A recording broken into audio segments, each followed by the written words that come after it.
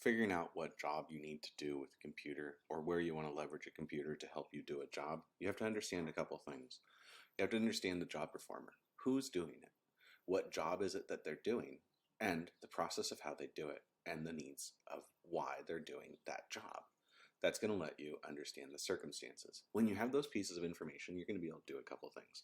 You're going to be able to understand where in your product life cycle you are, right? The jobs that you're going to do in acquisition and purchasing are different than in the middle or in the end. And you'll also be able to clearly understand the related jobs and emotional jobs that are going to be required for that person to explore and do, right? The emotions of starting a new sale compared to dealing with a customer or client who's not satisfied with the service are substantially different. And then we're going to come out and we're going to understand a couple other things.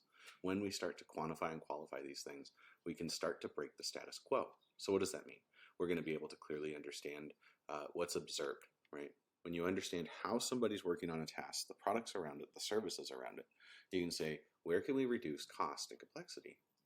What are our table stakes? What must we address, right? What's the underserved market?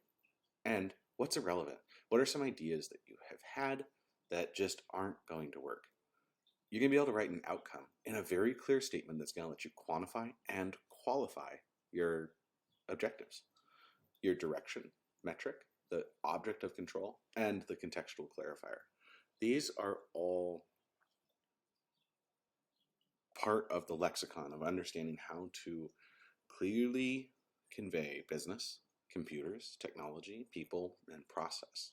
So the more that you can start to understand how a person is working on a process, how a person is working on a system, and where to leverage a machine to help you do that work, you're going to be able to really come out of the status quo. I hope you found this useful. We'll see you again.